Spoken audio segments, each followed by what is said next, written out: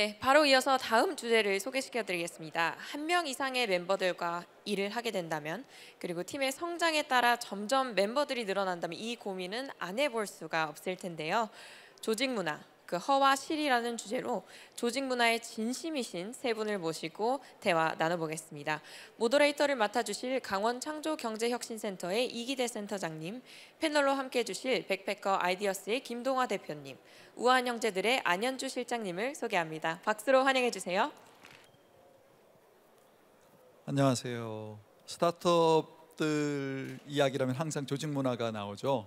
네, 유연해서 좋다, 수평적이다, 그런 좋은 얘기도 많이 있고, 스타트업 조직 문화라고 했더니 뭐 일하는 사람 따로 있고 또 체리피커도 생긴다, 뭐 이런 소리도 듣고, 어느 회사랑 이야기를 해도 우리 회사 조직 문화 좋습니다라고 말하는 건 참 어려운 것 같아요. 오늘 그래도 자타가 공인하는 아주 훌륭한 조직 문화를 만드신 우한형제들의 안현주 실장님 모셨고, 그리고 왠지 다양한 이야기를 해주실 수 있을 것 같은 12년 차, 11년 차 베테랑 창업자 우리 김동환 아이디어스, 회사 이름은 백패커죠. 김동환 대표님 모셨습니다. 저는 IJ웍스라고 하는 곳에서 HR 담당 임원을 했고, 또 HR 관련된 책을 몇 권을 쓰다 보니 이런 영광스러운 자리에 모더레이터로 종종 나오는 강원창조경제혁신센터의 이기대입니다. 먼저 두 분 패널리스트께 각자 자기소개랑 무슨 일 주로 하시는지 여쭤보겠습니다. 편한 대로 하시죠. 네, 반갑습니다. 저는 그 주식회사 백패커라는 회사의 대표를 맡고 있고요. 저희는 핸드메이드 마켓플레이스 서비스 아이디어스와 그 크라우드펀딩 플랫폼 텀블벅을 운영하고 있습니다. 그래서 뭐 창업한 지 한 11년 됐고, 굉장히 많은 우여곡절이 있었던 것 같아요. 이제 창업해서 성장하고 또 새로운 회사를 인수하고 합병하고 뭐 그 과정에서 좀 많은 일들이 있어가지고 오늘 이 자리에 불러주신 것 같습니다. 네, 반갑습니다. 네, 안녕하세요. 저 소개받은 우한형제들 피플실의 안현주라고 합니다. 저는 HR 조직에 일을 하지는 않고요. 우한형제들이 한 100명 미만, 70명 정도일 때 합류를 했어요. 벌써 10년이 넘었는데, 그때부터 지금까지 우한형제들 구성원들이 입사했을 때부터 퇴사할 때까지 회사 안에서 어떤 경험을 하면 좋을까를 이제 창업자 대표님, 구성원들과 같이 얘기하면서 구성원 경험을 하나하나 만들어가는 일을 해오고 있습니다. 반갑습니다. 네, 감사합니다.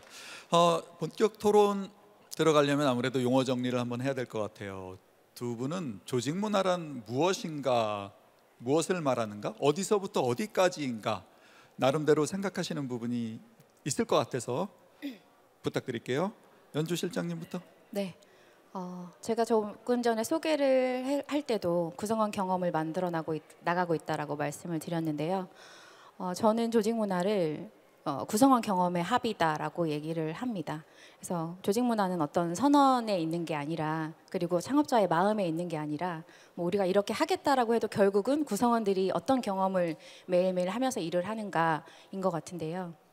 그래서 제가 이 일을 하기 전에도 고객 서비스 현장에서 고객 경험을 만들어가는 일들을 했었어요. 그래서 거기에 관심이 있었고, 내부 고객의 경험도 그만큼 중요하겠다. 내부 고객의 경험이 만들어져야 자연스럽게 이게 흘러넘치면서 외부 고객 경험으로 가겠지라는 생각을 하다가 또 이 일을 하게 됐고요. 그래서 구성원 경험에 처음부터 끝까지를 만들다 보니까 조직 문화는 어디서부터 어디예요? 라고 하면 입사했을 때부터 퇴사할 때까지, 혹은 퇴사 이후의 경험도 계속 이어질 수 있다라고 생각을 하고 있습니다. 네, 저도 뭐 조직 문화 어렵고 답이 없는 영역인 것 같아요. 시행착오도 굉장히 많이 하고, 저도 뭐 조직 문화가 정말 좋구나라고, 저희 조직이 좋구나라고 느낀 적도 있고, 많이 망가졌구나라고 느낄 때도 있고, 그게 이제 계속 업앤다운이 있는 것 같아요. 그래서 어쨌든 조직 문화는 뭐 우리가 문화고, 우리가 생활하는 문화도 마찬가지지만 거의 대부분인 것 같아요. 조직에서 겪게 되는 거의 모든 것들이 이제 조직 문화, 일하는 방식, 뭔가 어떻게 구성원들이 행동하길 바라고, 그런 것들 모두가 다 조직 문화라고 생각을 해서, 저도 뭐 거의 처음부터 끝까지가 다 조직 문화다라고 생각을 하고 있습니다. 네, 약간 이제 두 분이 입장이 다르다 보니까 관점이 차이가 나기 시작해서 여기 좀 더 들어가 볼게요. MIT의 에드거 샤인 교수가 조직 문화 정의 내릴 때는 어떻게 말했냐면, 조직 문화는 창업자가 자기가 선호하는 일하는 방식이 있다. Preferred way of doing things 그랬거든요. 그래서 창업자 스타일이 맞으면 다니고 아니면 직원들이 떠나기 때문에 초기에 시작하는 기업들은 결국 창업자가 조직 문화다 이렇게 정의를 내리는 걸로 배웠었어요. 연주님, 그 처음에 10년도 더 전 얘기잖아요. 제가 우아한 형제들의 그때 HR 부서 없던 걸로 기억하거든요. 맞아요. 예, 대표님 그때 제가 한번 DBR 인터뷰 갔더니 한 4,500명 될 때까지도 HR이 없었어요. 네. 그러면 김봉진 대표님은 분명히 아주 강한 그 뜻이 있으셨단 말이에요. HR이 있으면 장점도 있겠지만 단점이 분명히 있을 것이다. 그때 대표님한테 받았던 미션이나 그런 것들은 어떤 거였어요? 이 조직 문화 관점에서? 일단 뭐 제 업을 제가 처음부터 피플실을 만들어 가지고 들어갔던 건 아니고 저는 사실은 그 브랜딩 팀 안에 마케팅실이었죠. 그때는 딱 마케터, 외부 마케터가 한 분 있었고 실장님 한 분 계셨고, 근데 그분들은 배민이라는 조직은 우한 형제들이라는 회사는 이래요라는 걸 외부 고객들에게 계속 알리는 일을 했잖아요.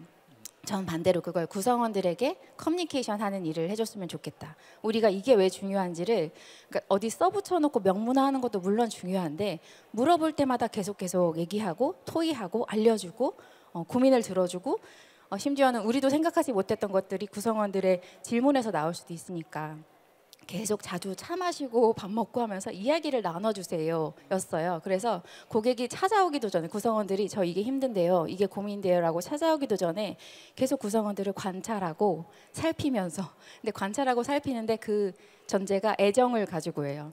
우리는 관리하는 부서가 아니라 진짜 엄마처럼 뭐가 불편할까? 어떤 것들을 좀 제거해주면 구성원들이 더 즐겁게 일할 수 있을까?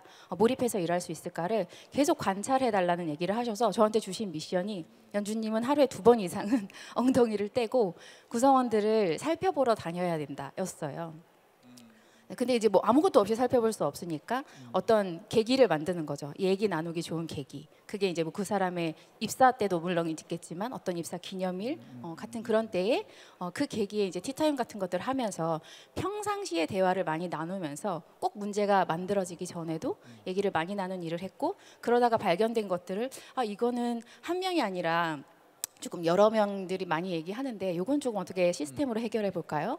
아니면 뭐 아직 제도로 만들긴 그렇지만 뭐 이런 일이 있을 때마다 좀 챙겨볼까요? 라는 논의를 하면서 계속 조직 문화를 고민하는 과정을 같이 했던 거죠. 커뮤니케이션 하는 일. 그래서 저의 엔드는 구성원들이 회사에서 우리가 고객이 행복한 서비스를 만들지만 일하는 과정에서도 회사가 나를 이렇게 알아주네, 내 얘기를 궁금해하네, 그리고 나를 이렇게 존중해주네, 나에게 관심이 있네, 이런 느낌을 많이 갖게 해줘라 였습니다. 그래서 제가 입력한 출력값은 고객 구성원들이 이 회사의 팬이 되게 해달라는 거네 였어요. 네. 그때 기억으로는 펀 경영 말씀도 많이 하셨던 것 같거든요. 재밌게 하려고.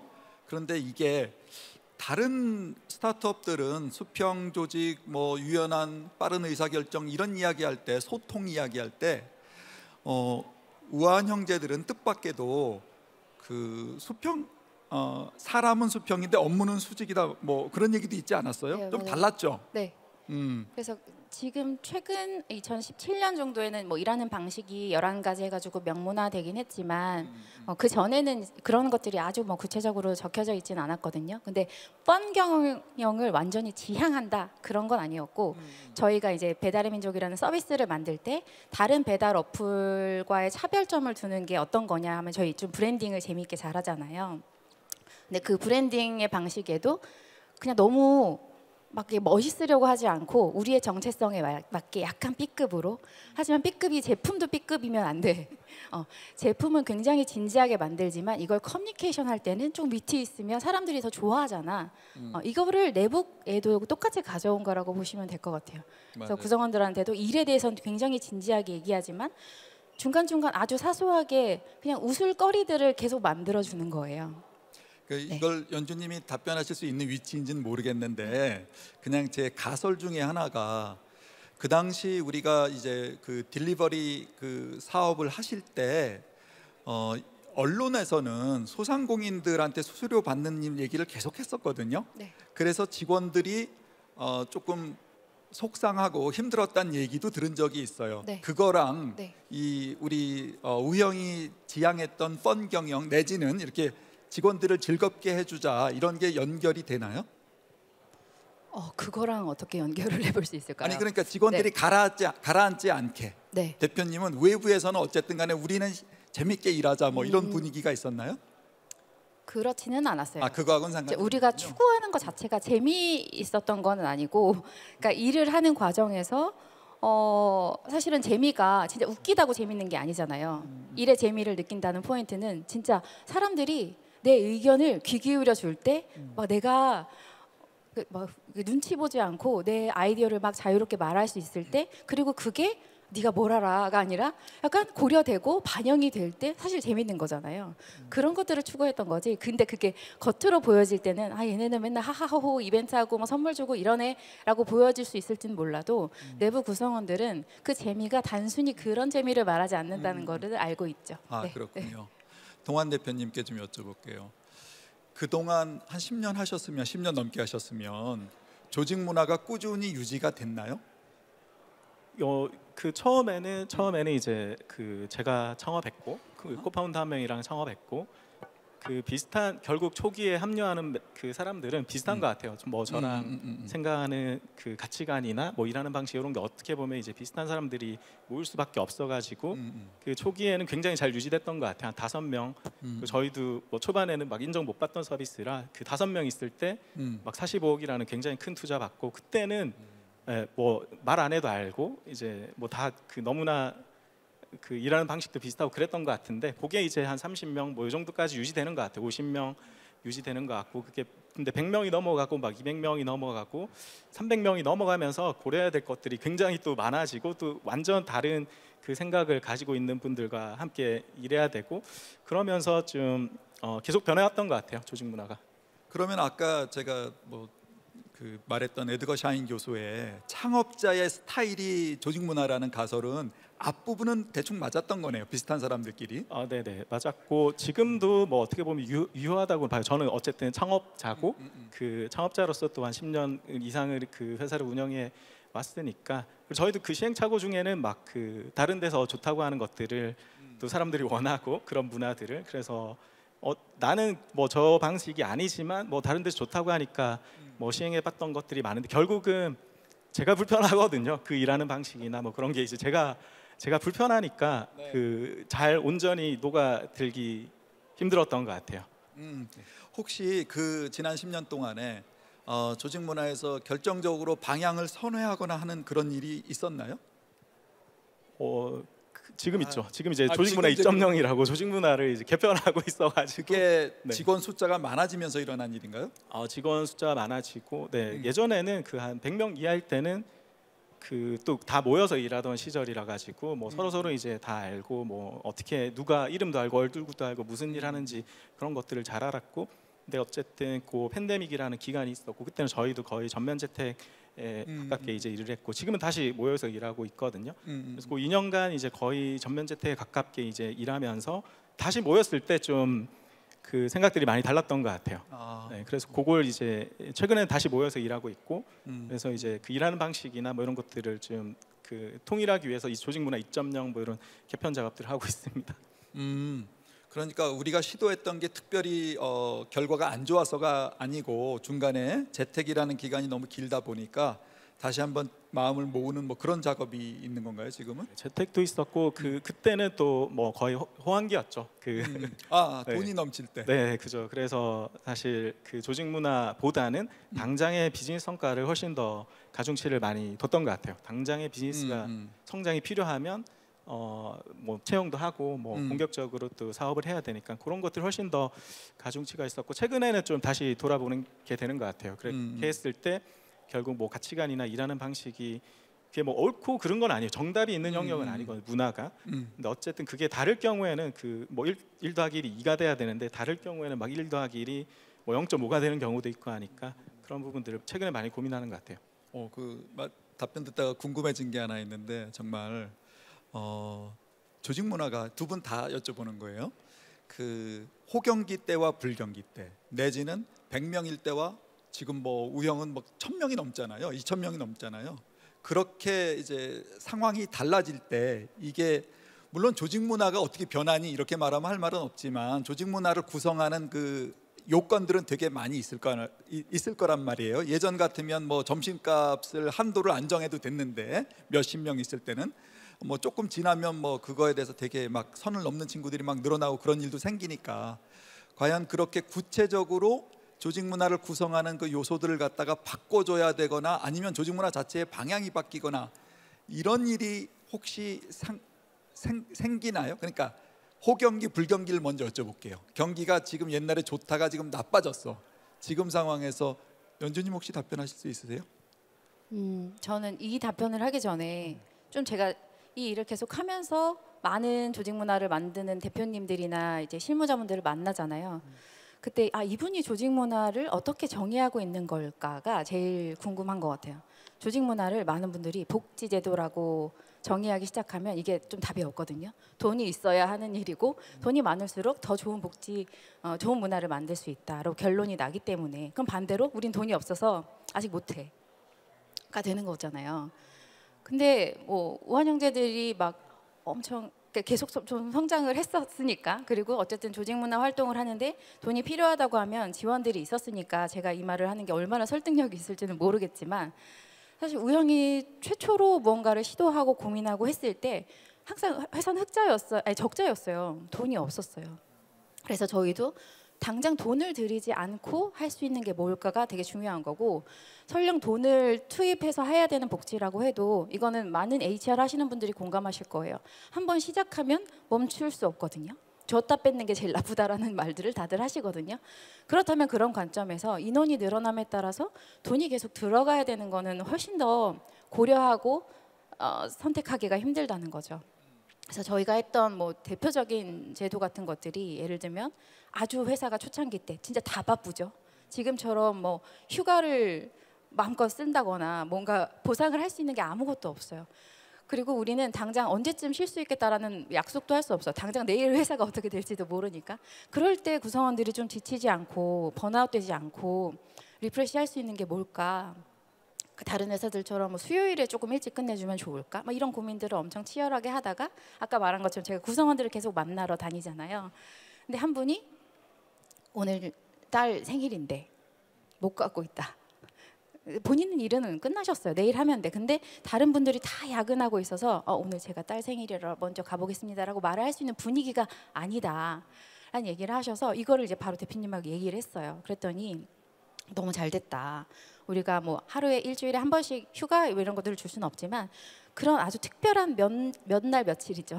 365일 중에 내 딸의 생일, 결혼기념일, 저처럼 시부모님의 아이를 키워주시면 시부모님의 생신 이런 건 너무 중요한 날이잖아요. 그런 날은 회사가 한 일주일 전에 미리 그걸 파악해서 회의도 좀 조정해주고 조직장이랑 같이 챙겨서 일찍 들여보내자. 2시간만 일찍 들여보내자. 그러면 서울에 있는 분들도 일찍 퇴근해서 저녁 한 끼 같이 먹을 수 있으니까 이렇게 시작을 한 거거든요. 근데 이것도 약간 경영자 출신 그러니까 계산이 빠르신 분들은 이거 시간당 하면 인건비가 얼마 이렇게 돈으로 따지면 제가 드릴 말씀이 없는데 그렇지 않고 근데 이거 취지 자체는 좋은데 이게 어떻게 실현되게 할까? 그리고 이 마음을 구성원이 느끼게 할까는 되게 다른 부분이거든요. 그래서 조직장한테 미리 메일을 보내가지고 정기 회의가 있으면 조정을 해주세요. 이날은 이분의 뭐 자녀 생일입니다. 당일에도 가가지고 이제 미리 보낼 수 있게 못 가면 왜 그런지의 상황들을 다 파악하는 거예요. 그러면서 이거를 수개월에 걸쳐서 좀 집요하게 제도를 정착시켰어요. 근데 결론은 지금은 이걸 안 하고 있거든요. 지금은 30분 단위로 휴가를 쓸 수 있고 휴가를 너무나 눈치 보지 않고 내 일을 하면 잘 쓸 수 있는 문화가 잘 정착이 됐어요. 그러면 애초에 고민했던 이 취지는 사라졌잖아요. 근데 구성원들 한 명 한 명을 챙긴다. 그리고 이런 날에 회사에서 케어해줘서 내가 이래서 우리 회사를 사랑하고 내가 이래서 이 회사에 들어왔지라는 마음이 확 북돋았을 때의 중요함을 너무나 잘 아시는 거죠. 그래서 이제는 저희가 슬랙이라는 툴을 쓰는데 슬랙에서 일주일 전에 메시지가 와요. 연주님의 소중한 시어머니 생신이 다음 주 월요일입니다. 잊지 않으셔야 됩니다 라고 메시지가 오고 또 이거 자동으로 보시 주는 메시지예요. 당일에도 메시지 와요. 잊지 않으셨죠? 오늘 어머니 생신입니다. 메시지라도 보내주세요. 이렇게. 저는 이제 그거를 캡처해서 어머님한테 이렇게 보내면서 또 어머니 생신을 10년째 우리 회사가 열심히 챙겨주네요 하면 정말 좋은 회사다 이런. 그러니까 돈을 들이지 않고도 우리 회사의 어떤 분위기나 우리가 달성하고자 하는 미션에 맞는 방법은 찾을 수 있다는 거죠. 제가 너무 답변 길게 했죠? 아니, 너무 좋아요. 그러니까 이게 우리 직원이 무슨 빚쟁이 아니잖아요. 떼쟁이도 아니고, 직원들이 기대하는 건 약간의 합리적인 결정이거든요. 약간의 예외도 물론 좋아하지만 지금 말씀하신 것처럼 돈 문제도 아니었고, 옛날에는 그런 터치가, 휴먼 터치가 굉장히 좋았는데 지금은 오히려 필요가 없기 때문에 접어도 어떤 사람의 불만도 생기지 않았다는 그런 정리였고요. 동환님께서는 그러면 아까 제가 질문드렸던 어떤 경기가 좋을 때 나쁠 때 펀딩이 잘 될 때 안 될 때 그런 차이가 있나요? 저희도 그 기업 문화를 복리후생이라고는 생각하지 않기 때문에 그 복리후생을 내세울 정도로 또 그 정도 여유가 당연히 또 있는 것도 아니고 해서 그 호황기랑 불황기 때 조직이 중요하게 생각하는 가치가 달라졌냐 그러면 그런 건 아니긴 한데, 어쨌든 그 호황기 때는 그 실적이 가장 우선하다, 비즈니스의 성장이 최우선이다 보니까 그 이외의 것들, 사실 그 기술 역량이나 업무를 얼마나 실력 있고 이런 것들은 잘 알죠. 현업에서 검증하고 그런 것들이 이제 충분히 갖춰진 상태일 텐데, 그 이외에 굉장히 많은 것들이 있는데 그런 것들 좀 덜 보기 시작한 것 같아요.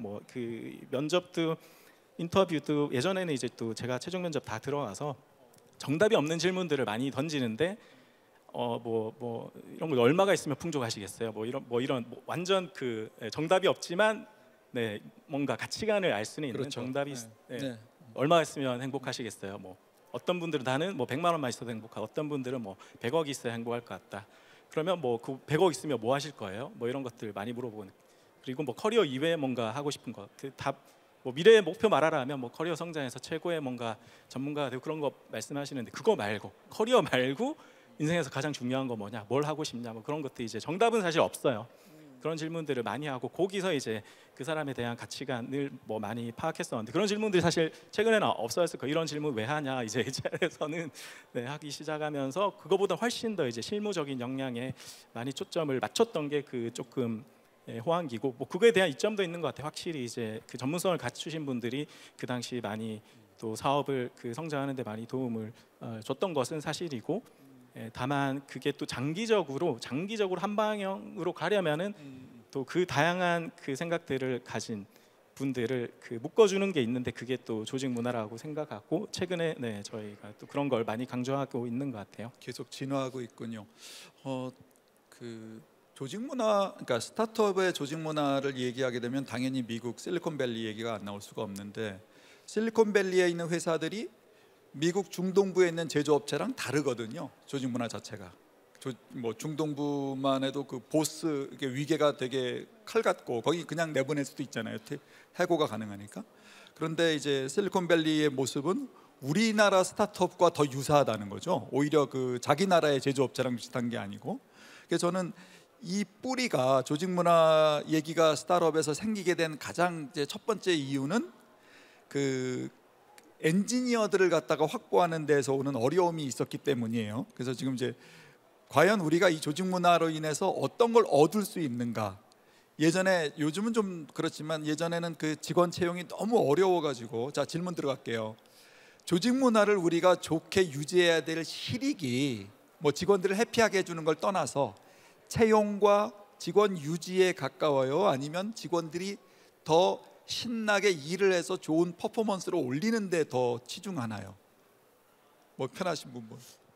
저는 채용 요 관점보다는 그런 쪽으로는 많이 생각 안 해봤고, 저는 어쨌든 그래요? 몇백 명에 되는 사람들이 생각 다 달라요. 다 너무나 당연히 이제 다 다를 수밖에 없고, 중요하게 생각하는 거, 가치관, 행동, 양식, 모두가 다 다른데, 그걸 어쨌든 최소한의 범위에서는 이제 한 방향으로, 조직이 한 방향으로 이제 갈 수 있게 묶어주는 게 이제 조직 문화라고 생각하고, 그렇기 때문에 그 다양한 사람들이 다 모여도 이제 그 목표를 향해 달려갈 수 있다고 생각하거든요. 그래서 채용이나 복리후생 이런 것보다는 어쨌든 커질수록 훨씬 더 중요해지는 게 뭐가 중요하고 어떤 방향을 향해 가야 되는지를 그 조직 문화가 좀 말해줄 수 있다고 생각을 합니다.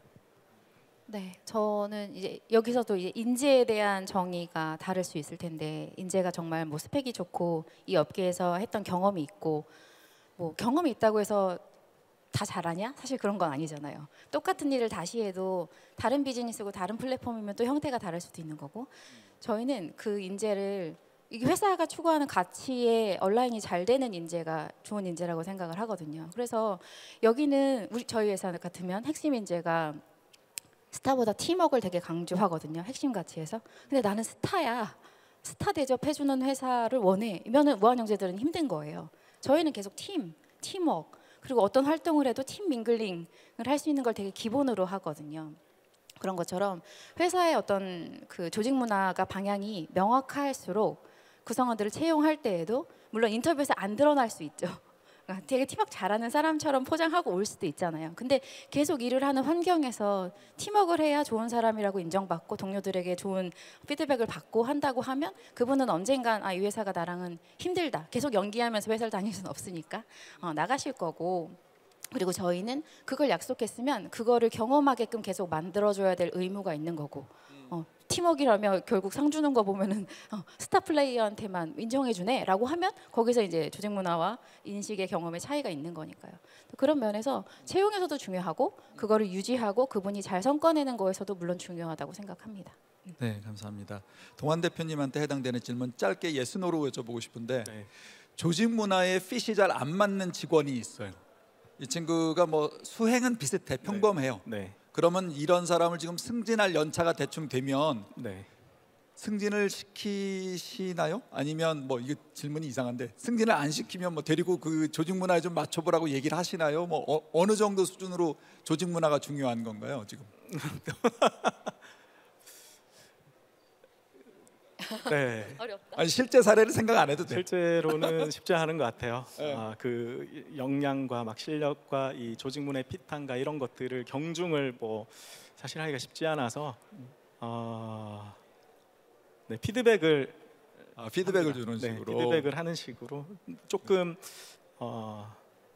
네, 조직 문화와 안 맞으면 최근에는 좀 강하게 좀 피드백하는 식으로 해결하는 것 같아요. 우리 동환님 블라인드에도 굉장히 좋은 대표님으로 항상 포지션이 돼 있습니다. 이거 아닌 것 같아요. 자 이제 마지막으로 정리해야 할 때가 된 것 같아가지고 마지막 질문인데 그래요 조직 문화 여기 뭐 예비 창업자나 아니면 초기 창업자님들도 많이 계실 것 같아서 어느 시점까지는 그래도 조직 문화랄 게 대충 정리가 되는 것이 좋다라고 말할 수 있나요? 만약에 예스라면 언제쯤이면 그게 적당할까요? 이건 뭐 동환님도 말씀하시고 연주님도 이제 조언들 하시니까. 네. 전 뭐 지금이죠. 이걸 인식한 순간 지금. 그리고 아직 창업을 하지 않더라도 사실은 조직 문화를 만드는 것도 그렇고 리더십의 영역에서도 그렇고 창업자의 영향력이 정말 중요하다라는 건 제가 강조하지 않아도 너무 잘 아시잖아요. 근데 그거를 창업을 한 순간 내가 리더십을 좀 잘해서 발휘해야지라면 그게 되나요? 안 되잖아요. 그러면 계속 그게 꼭 회사라는 영역이 아니라 저는 이제 한 가정의 엄마이기도 하니까 4명의 구성원이 있는 가족 공동체 안에서도 좋은 엄마가 되기 위한 고민과 이게 실제로 내가 의도한 게 아이들이 경험하나 이거 관해서는 정말 계속 연습과 훈련이 필요한 걸 저 많이 느끼거든요. 그런 면에서 내가 1인 창업자여도 사실 고객은 있을 거고 협력사가 있을 거고 그 안에서 뭐 김동환 대표님은 이런 분이야 저분은 이런 스타일이야 라는 어떤 조직 문화는 형성이 된다고 생각해요. 창업자 안에서. 그래서 그거를 인식하셨다면 조금 더 진지하게 나는 조직 문화를 어떻게 정의하고 있지? 내가 만들고 싶고 고객에게 경험하게 하고 싶은 건 뭐지?를 좀 분명하게 하면서 발휘해보고 피드백 받아보고 그러시면 너무 좋을 것 같아요. 네, 감사합니다. 우리가 시간을 초과했으니까 동환님 짧게. 네네. 조직 문화 뭐 저도 그 5명이 있을 때 45억 투자 받고 그 뒤로 굉장히 많은 사람을 채용했다가 또 다 지금 다 퇴사하셨는데 다 좋은 분들이에요. 실력 훌륭하시고 이제 네. 다 좋은 분들인데 다른 방향으로 그 열심히 일하셔가지고 제가 그걸 하나로 묶어주지 못했던 것 같아요. 그래서 그때부터 조직 문화 많이 고민했고 그래서 언제부터 고민해야 되냐라고 하면은 뭐 그 처음 채용하는 시점부터 고민해야 계속 된다. 고민을 하면서 진화하는 것 같아요. 그렇죠? 네네. 이상으로 마치겠습니다. 감사합니다. 감사합니다. 네, 고맙습니다.